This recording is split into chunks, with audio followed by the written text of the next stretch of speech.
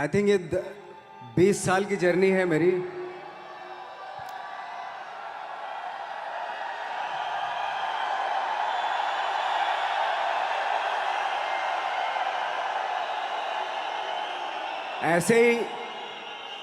ऐसे जब 20 साल पहले मैं खड़ा हुआ था ऐसे किसी ऑफिस में जाके, तो मुझसे पूछा गया था कि क्या है। किसी डायरेक्टर के असिस्टेंट ने पूछा था क्या है।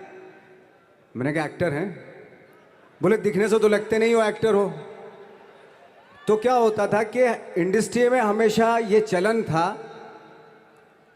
कि एक्टर हीरो जो होता है वो 6 फुट का होता है और गोरा होता है और लंबा चौड़ा बल्ले छल्ले होते हैं। मतलब हम तो बस ऐसे ही चले गए थे, ऐसा ऐसा ऐसा समझता था वो। और शिप्रा, मैं ये आपको यकीन दिलाना चाहता हूँ इस चीज़ का कि मेरे खुद के रिश्तेदारों ने भी, जब मैंने उनसे इच्छा जाहिर की कि मैं एक्टर बनना चाहता हूँ, तो उन्होंने भी मुझे डीमोरलाइज किया कि पहले शक्ल तो देख ले अपनी।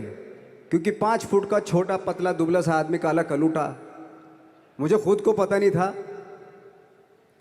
कि इंडस्ट्री में मेरा क्या हाल होगा। बट एक जिद थी, एक जिद थी। और हजारों लाखों, मतलब सालों साल से इंडस्ट्री में सिर्फ यही चलन था कि एक्टर तो, हीरो तो जो है ऐसा होता है। लेकिन सब ऑड सिचुएशंस के बावजूद भी गए। लेकिन एक चीज़ मेरे दिमाग में थी कि जो सब कर रहे हैं वो नहीं करना है, तो अलग क्या करूं, अलग क्या होना चाहिए। उसके लिए ट्रेनिंग की ज़रूरत थी, जो मैंने नेशनल स्कूल ऑफ ड्रामा में आके ट्रेनिंग ली। 3 साल मैंने एक्टिंग की पढ़ाई की वहाँ पे, और अपनी एक क्राफ्ट के बारे में समझा कि एक्चुअली इस पर्सनैलिटी में अगर मैं लोगों को इम्प्रेस करना चाहता हूँ, उसके लिए एजुकेशन की बहुत ज़रूरत है। या जो भी आप काम कर रहे हो उसमें क्राफ्ट, उसका एक्सपर्ट होना बहुत ज़रूरी होता है। ऐसे ही हवा में नहीं कि जैसे पहले होता था, अरे यार तो बहुत खूबसूरत दिखता है, फिल्मों में जाके काम करना शुरू कर दे। ऐसा नहीं, किसी चीज़ को बारीकी से जानना, उसके लिए ट्रेनिंग की, एक्सपर्ट्स की, एक्सपीरियंस की ज़रूरत होती है। तो मैंने ट्रेनिंग ली नेशनल स्कूल ऑफ ड्रामा से, और 2000 में मैं पहुंच गया मुंबई। मुंबई पहुंचने के बाद जब हम किसी ऑफिस में जाते थे, आई थिंक उससे पहले चलन नहीं था बिल्कुल भी। हम लोग गए, जैसे मैंने बताया कि ऑफिस में खड़े हो के, भाई हम एक्टर हैं, काम दोगे क्या। तो बोले पहले हुलिया तो देख अपना तू। तो ये हर बार सुनने के लिए मिलता था, और वो बात भी सही थी। क्योंकि उससे पहले कभी कोई आपने देखा नहीं होगा कोई इतना बड़ा, कोई इतनी सी पर्सनैलिटी का 5 फुट 6 इंच का आदमी, पतला दुबला सा मरियल सा, कि कभी ये इस तरह के लोग एक्टर भी बन सकते हैं, हीरो भी बन सकते हैं, स्टार भी बन सकते हैं। ऐसा चलन था ही नहीं। मैं कॉन्फिडेंट था बिकॉज ऑफ माई ट्रेनिंग। मैंने ट्रेनिंग ली थी और अपनी क्राफ्ट के बारे में बहुत अच्छे से जानता था मैं, और उस चीज़ का सिर्फ कॉन्फिडेंस था मुझे कि आज नहीं तो कल, कल नहीं तो परसों, या 10 साल या 20 साल या 30 साल, 30 साल के बाद नंबर ज़रूर आएगा मेरा। मैंने कभी भी अपने को टारगेट नहीं किया, टारगेट नहीं दिया मैंने कि अगर 2 साल ट्राई करके देखता हूँ उसमें, अगर हो गया तो ठीक है, वरना कोई दूसरा फील्ड अपना लूँगा। ऐसा कभी नहीं। जिस चीज़ का पैशन होता है, जज्बा होता है, अगर आप दिल से चाह लो ना, तो पूरी दुनिया झुक जाती है उसके ऊपर। उसको पूरा करने के लिए पूरी कायनात एक हो जाती है कि इस आदमी की जिद के लिए, इस आदमी की जिद के आगे झुकना पड़ेगा, और पूरी दुनिया झुकती है आपकी जिद के आगे। लेकिन आपको जिद्दी होना पड़ता है, आपको बहुत सारे सेक्रीफाइस भी करने पड़ते हैं, क्योंकि ये आपने चाहा है। परीक्षा देनी पड़ती है आपको, जितना बड़ा इम्तहान होगा उतनी बड़ी परीक्षा भी देनी पड़ेगी। आसान काम नहीं है। छोटे छोटे टारगेट बनाएंगे तो छोटों में निपटारा हो जाएगा। हमेशा अपने आप को टारगेट बढ़ा दो। तो उसके लिए हमेशा अपने आप को अनकंफर्ट जोन में डालो, कि जो इम्पॉसिबल है उसको पॉसिबल करने की शिद्दत, पैशन आपके अंदर होना चाहिए, वो हो जाता है। आज जो दुनिया में इतने सारे एक्सपेरिमेंट हुए हैं, ये सिर्फ इसी बिना पे हुए हैं, पागलपन के जरिए ही हुए हैं ये सारे एक्सपेरिमेंट। एक एक मैंने कहीं सुना था कि जब आप एक्सपेरिमेंट करते हैं तो फेलियर भी होते हैं, कई बार फेलियर होते हैं।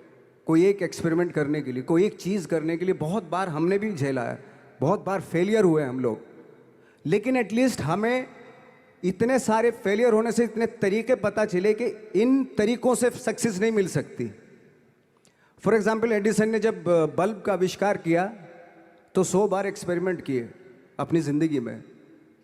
100 बार एक्सपेरिमेंट करने के बाद जब उसको पता चला कि अरे फॉर्मूला तो ये था बल्ब बनाने का, तो एटलीस्ट उसको ये, उसके साथ साथ उसको ये भी पता चला कि 100 जो तरीके हैं, 100 तरीकों से बल्ब नहीं बनता, ये भी पता चला उन फेलियर्स में उसको।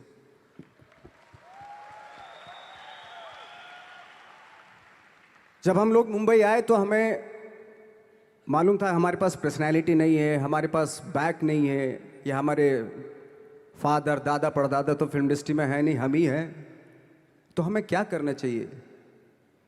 इसलिए लोगों के बीच में घुसे रहते थे, आम लोगों के बीच में घुसे रहते थे, उनका एक्सपीरियंस सुनते थे, उनको ऑब्जर्व करते थे। तो आई थिंक मेरे पास 15 साल तक, 10-12 साल तक कोई काम नहीं था। जैसे आपने बताया कि बहुत ही 10-10 सेकंड के रोल करके घर में आके बैठ जाता, पूरे साल खाली बैठे रहते थे हम लोग। लेकिन एक चीज़ थी कि लोगों के बीच में रहते थे। लोगों के बीच में रहने से ये एहसास हुआ हमें कि तरह तरह के लोग हैं, लेकिन हमारी इंडस्ट्री में सिर्फ एक ही तरह की एक्टिंग होती है। हजारों करोड़ों लोग हैं इस दुनिया में, लेकिन एक्टिंग सिर्फ एक ही तरीके से होती है हमारे यहाँ।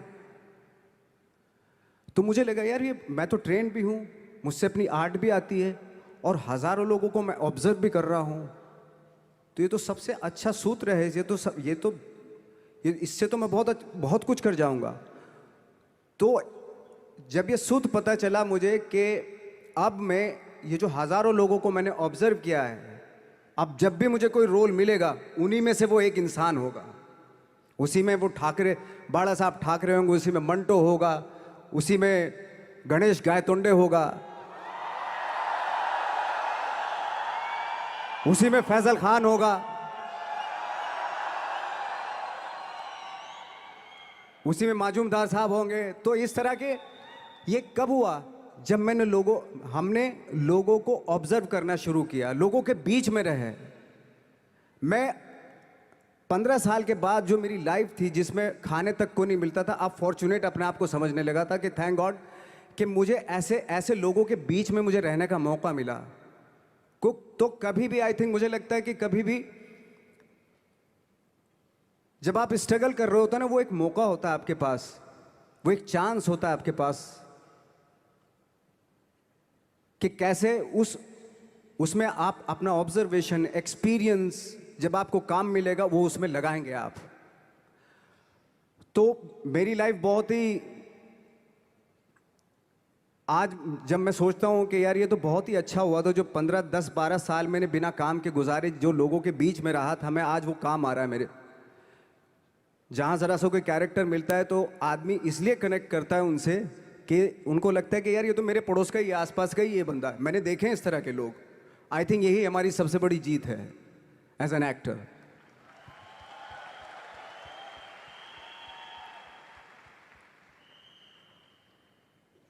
ऑफ कोर्स स्ट्रगल में बहुत सारी चीज़ें सेक्रीफाइस करनी पड़ती हैं, क्योंकि खुजली आपको हुई है, आप ही को मिटानी पड़ेगी।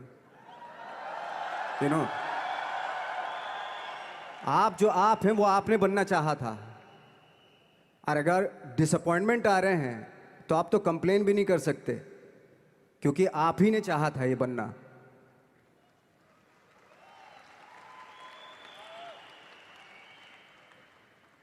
तो बस यही था कि 10-12 साल तक मैंने सोचा था, 10-12 साल जब स्ट्रगल हो गए तो मेरे बहुत ज़्यादा वो भी हुआ कि यार छोड़ के चले जाते हैं, कुछ काम मिल नहीं रहा है, क्या हो रहा है, कुछ पता नहीं, आई डोंट नो मिल पाएगा या नहीं मिल पाएगा। फिर ये होता था कि नहीं, मेरी मदर जो है ना, एक लेटर लिखती थी मुझे हमेशा। तब मोबाइल नहीं आए थे, पेजर आए थे, तो पेजर यहाँ पे लगा के चलते थे हम लोग। जब उनको मालूम हो जाता था कि भाई बंदा जो है ना थोड़ा सा फ्रस्ट्रेशन में है, डिप्रेशन में है क्योंकि काम नहीं मिल रहा, तो मेरी माँ मुझे एक लेटर लिखती थी, उस पर लिखती थी कि लिखने के बाद एक लास्ट में लिखती थी कि 12 साल में कचरे के दिन भी बदलते हैं, तू तो इंसान है, तेरा दिन भी बदलेगा। तो उन सब चीज़ों को देख के कोई एक शेर, कोई एक कोटेशन, कोई इस तरह की जो मोटिवेट करती हैं जो लाइंस आपको, उनका रहना, उन पे बिलीव करना बहुत ज़रूरी होता है, क्योंकि वही चीज़ आपको मोटिवेट करती हैं आगे बढ़ाने के लिए। और जब ख़राब वक्त होता है आपको, वो लाइंस, वो पोएम्स, वो सारी चीज़ें आपको संबल देती हैं, मजबूती देती हैं, ताकत देती हैं। और मैं जिस गांव से आया था, डिस्ट्रिक्ट मुजफ्फरनगर के एक छोटा सा गांव था बुढ़ाना, जब हमने शुरुआत की थी वहाँ पे, जब मैं था वहाँ पे लाइट भी नहीं थी। 1 घंटे के लिए रात में कभी आ गई, या 1 महीने के बाद हल्का सा मुंह दिखा के चली गई, इस तरह की लाइट इस तरह होती थी। वही लैंप में पढ़ना स्टार्ट किया, लैंप। तो छोटे से गांव से आने के बावजूद फिर दिल्ली मतलब छोटा सा, उससे बड़ा शहर भी हमें ऐसा लगता था पता नहीं क्या है, मतलब डर लगता था। मैं जब मुंबई में आया था तो मैं 15 दिन तो घर से बाहर ही नहीं निकला था, क्योंकि इतनी स्पीड देख रहा था मैं कि इतनी स्पीड में तो हम चल ही नहीं पाएंगे, इस शहर के साथ शायद हम कनेक्ट नहीं कर पाएंगे बिल्कुल भी। तो इस तरह के डर थे। लेकिन ऐसी जगह पे आ गए थे कि अब जाना भी मुश्किल था, तो मतलब वापस नहीं जा सकते थे। वापस इसलिए नहीं जा सकते थे कि बहुत सारे डर थे। वापस अगर चले गए तो थिएटर के जो मेरे दोस्त थे वो बोलते, क्यों भाई वापस आ गए तुम भी, जैसे बहुत सारे लोग वापस आ रहे थे तुम भी वापस आ गए, चलो लग जाओ ठीक है। गांव में इसलिए नहीं जाता था अपने कि जो पहले ही बोलते थे वो लोग कि शक्ल तो देख ले, फिर हार के उनके सामने चला गया तो क्या बोलेंगे वो तो वही बोलेंगे कि हमने तो पहले मना किया था कि मत जाओ, क्या सूरज शक्ल थोड़ा ही थी तुम्हारी स्टार बनने की, एक्टर बनने की। तो ये बहुत सारे डर थे जिसकी वजह से मैं अपने ना तो गांव जाता था, ना जहाँ से ट्रेनिंग ली थी दिल्ली से, ना वहाँ जाता था। मैंने जो भी है मरना जीना मुंबई में ही होगा। रही बात सक्सेस की, सक्सेस अगर 30 साल बाद भी मिलेगी उसके लिए भी मतलब तैयार रहना चाहिए। सक्सेस की कोई डेट नहीं होती, कोई तारीख नहीं होती, कोई टारगेट नहीं होता कि इतने ही दिनों में मिल जाएगी। इंसान का काम होता है, आई थिंक मुझे लगता है कि मेरे हिसाब से मुझे लगता है कि लाइफ ना हमेशा अपने आप को लाइफ में पुश करते रहो, और पैशन के साथ जिस भी आप काम में हो, जो भी आप काम कर रहे हैं उसमें पैशन के साथ लगे रहना बहुत ज़रूरी होता है। क्योंकि पैशन से क्या होता है, जिस भी आप फील्ड में होते हैं उसकी डिटेलिंग्स मिलनी शुरू होती है। जैसे जब आप समंदर में देखते हैं, समंदर की जब गोता मारते हैं, नीचे जाते हैं, तो आपको एक धीरे धीरे बहुत कुछ दिखाई देना शुरू। ऐसी आपका भी फील्ड है, कोई भी हर फील्ड ऐसा ही होता है, उसमें असीम संभावनाएं होती हैं, इतनी पॉसिबिलिटीज होती हैं कि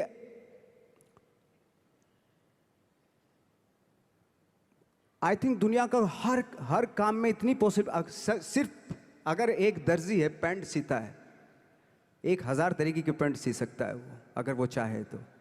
अगर उसने नहीं चाहा तो वो जो ट्रेंड चला रहा है वही सीता जाएगा। लेकिन अगर उसने चाह लिया कि मैं ऐसा कुछ करता हूँ, तो 1000 तरीके की पैंट उसी में 1000 तरीके की सी देगा वो पैंट। ऐसे हर फील्ड में पॉसिबिलिटीज़ बहुत होती हैं, और एक परफेक्शन होता है। फॉर एग्जाम्पल जैसे हम लोगों ने ट्रेनिंग इसलिए ली कि परफेक्शन आ जाए अपने काम में। जैसे एक मैंने एग्जाम्पल सुना था कि ये छोटी छोटी चीज़ें जो मैं बता रहा हूँ, ये चूँकि मैंने बचपन में सुनी थी, उन पे उन्हीं को अपनी लाइफ बना के आगे बढ़ा तो आज यहाँ पे हूँ। इसलिए वो छोटी छोटी चीज़ें बहुत काम आती हैं, उनको सुनना बहुत ज़रूरी होता है इंसान के लिए। बताते हैं कि एक बहुत बड़े, पता नहीं ये सच है झूठ है, मुझे नहीं इतना ज़्यादा नहीं मालूम, बट कोई बहुत बड़े इंसान हुए, लेकिन वो पहले मोची थे, जूता सीते थे। लेकिन जूता जहाँ से सीते थे ना, वहाँ से कभी फटता नहीं था वो, भले दूसरी जगह से फट जाए लेकिन वहाँ से नहीं फटता था, क्योंकि उसका पैशन था जूता सीना। काम भले ही वो है वो, लेकिन उस काम में भी उनका उनका पैशन है।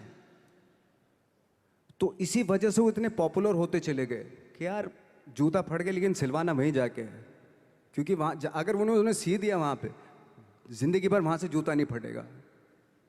तो छोटी छोटी चीज़ों में ये जो परफेक्शन, पैशन, ये सारी चीज़ें होती है जो आपका आगे बढ़ाती हैं, बहुत आगे ले जाती हैं। लेकिन उसके वही है, कुछ चीज़ों का होना वाकई बहुत ज़रूरी होता है। फिर एक्सपीरियंस आपका, आपकी नॉलेज।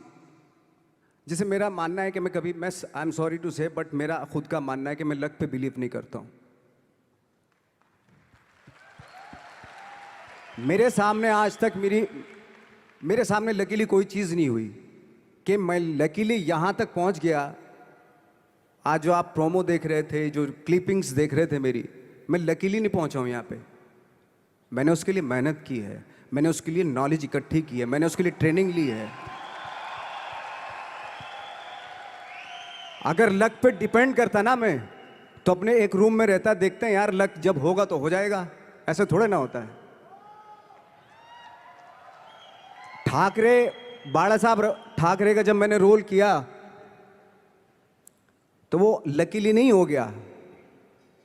उसके लिए 1 महीना में पहले हारमोनियम पे बैठा मैं कि बाला साहब कहाँ से बोलते हैं, उनका सुर क्या है, उनका टेक्सचर क्या है, उनकी वॉइस का, उनकी वॉक कैसे है, वो चलते कैसे हैं, उनका वेट किस चीज़ पर ज़्यादा डिपेंड करता है। हर आदमी का जो वेट होता है, किसी का थाइस पे होता है, किसी का फुट पे होता है, किसी का बट पे होता है वेट, किसी का कमर पे होता है। हर आदमी का एक वेट शिफ्ट करने का एक अलग तरीका होता है। तो हम लोग इतनी डिटेल में जाते थे कि बाड़ा साहब किन चीज़ों पे वेट कर रख के चलते हैं, ऐसे चलते हैं, कोई या तो ऐसे चलते हैं या ऐसे चलते हैं, ये इस तरह की बहुत सारी डिटेल होती हैं। जब आप जाते हैं तो बहुत सारी चीज़ें पता चलते हैं। मेरे सामने इतने चैलेंज थे जब मैं बाड़ा साहब का रोल कर रहा था, तो वो मिमिक्री भी नहीं होनी चाहिए, कॉपी भी ना हो। जैसे अमूमन अक्सर होता है जब हमारे यहाँ बायोग्राफी की जाती है तो हम कॉपी कर देते हैं उसकी। कॉपी करना मतलब अगर हम किसी की कॉपी कर रहे हैं या मिमिक्री कर रहे हैं तो वो वीकनेस समझी जाती है कि आप वीक एक्टर हो। और ये बात मुझे बहुत पहले समझ में आ गई थी जब मैं ट्रेनिंग ले रहा था। मैं ट्रेनिंग के फ़ायदे बता रहा हूँ आपको। जब मैं ट्रेनिंग ले रहा था ये हमें तभी समझ में आ गया था। और प्रिपरेशन के वक्त, बाला साहब की प्रिपरेशन के टाइम पे, कि मैंने कि इसकी मिमिक्री नहीं होनी, बाला साहब की मिमिक्री नहीं होनी चाहिए, ना कॉपी होनी चाहिए, और लगना भी चाहिए कि बाला साहब ठाकरे हैं।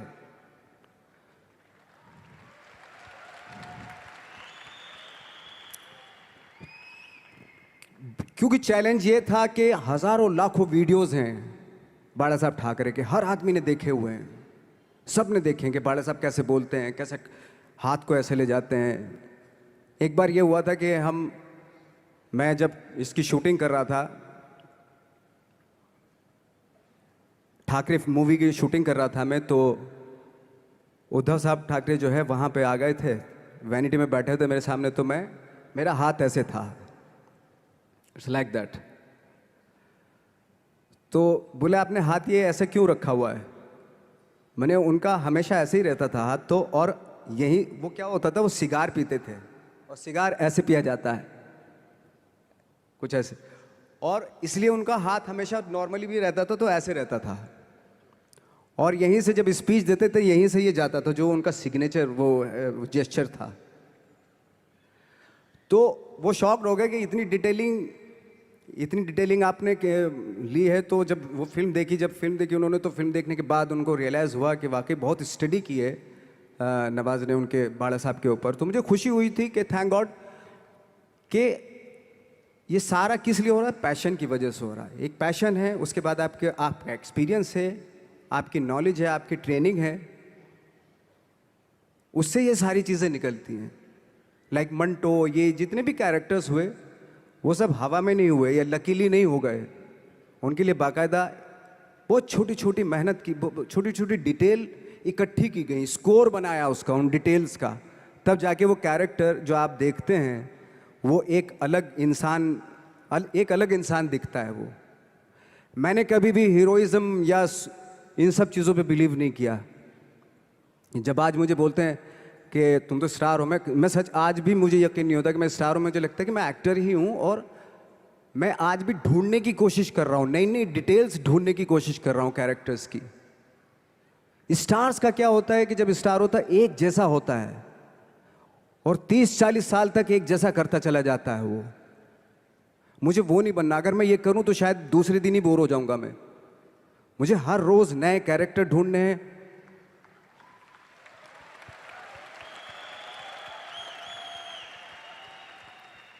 लोगों के बीच में रहना है, क्योंकि लोगों ये बीच में रहने से बहुत सारी चीजें मिलती हैं। मैंने एक रोल किया था लंच बॉक्स में, पता नहीं कितने लोगों ने देखी वो फिल्म, मुझे नहीं मालूम।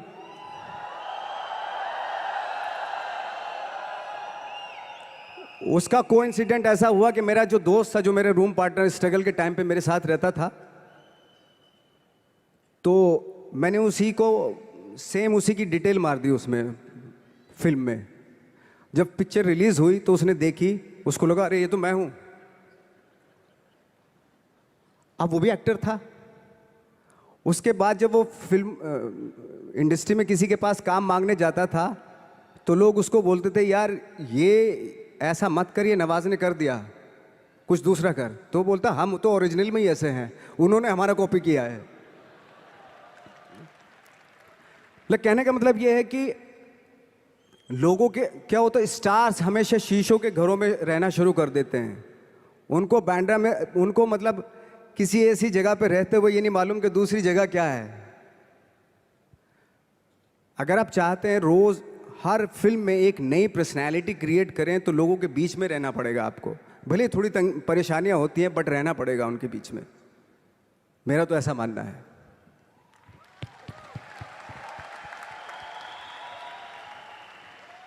नवाज, आप बहुत छोटे से शहर से हैं, डिस्ट्रिक्ट मुजफ्फरनगर। यहाँ पे बहुत सारे लोग ऐसे बैठे हैं जो बहुत सारी सिटीज़ से हैं, actually major cities like Delhi, Bangalore, Hyderabad, Pune, Chennai, Nepal. और इन सब चीज़ों के बीच में बड़े शहरों की बहुत सारी फैसिलिटीज़ हैं, बहुत सारे आराम हैं। जबकि आपके शहर या जिस शहर से मैं हूँ, जहाँ पे एजुकेशन भी नहीं मिलती है, जहाँ पे खाना पीना, जैसे आपने बोला बिजली, कोई भरोसा नहीं होता कब आएगी, जाना तो नॉर्मल है। हाँ, तो वहाँ पे उस छोटे से शहर में रह के एक परिवार में जहाँ पे कभी किसी ने एक्टिंग के बारे में दूर दूर तक नहीं सोचा था, और आप 8 भाई बहन हैं, सबके साथ रह के परिवार में परिवार का चीज़ करने की जगह एक अलग से ये जो थॉट आया था अलग से कि मैं एक्टिंग करूँगा, और वो भी काफ़ी दिन बाद जब आपने जॉब भी कर ली उसके बाद, तो जब वो थॉट आया तो परिवार ने आपको सपोर्ट किया। और अगर रिश्तेदारों ने, जैसे आपने बोला कि कहा, तो आपके दिमाग में उस समय क्या चलता था? मेरे दिमाग में ये तो नहीं आया था कि मुझे एक्टर बनना है, बट इतना ज़रूर था कि कुछ तो नया करना है। क्या करूँगा मुझे नहीं आइडिया था। जो सब लोग करते हैं जो वो नहीं, कुछ अलग करना है मुझे। लेकिन मुझे ये नहीं मालूम था कि मुझे एक्टिंग करनी है। और इसीलिए मुझे लगता है आज जब मैं सोचता हूँ कि अगर मैं किसी भी फील्ड में होता, एक्टिंग के अलावा किसी भी फील्ड में होता, तो मैं एक्सपेरिमेंटल ज़रूर होता। क्योंकि मुझे आदत थी कि मुझे जो ट्रेंड चल रहा है उसके अगेंस्ट, मैं बहुत ही रिबेलियस किस्म का इंसान हूँ। मैं आज भी हूँ, रहूँगा, क्योंकि मुझे अच्छा लगता है जो ट्रेंड चल रहा होता है उसके अगेंस्ट कुछ काम करना, चाहे मुझे अच्छा लगता है वो। क्योंकि क्या है ना कि जो चलन चल रहा है, आई थिंक उसको बहुत आसान है उस चलन के साथ चलना। उसके अगेंस्ट चलना, उसके लिए सालों लग जाते हैं। बीच बीच में आपको ये भी लगता है कि यार शायद पॉसिबल नहीं है, लेकिन जब पॉसिबल होता है ना तो तब बड़ा अच्छा लगता है। तब ये जैसे आज मुझे फील हो रहा है ना, तब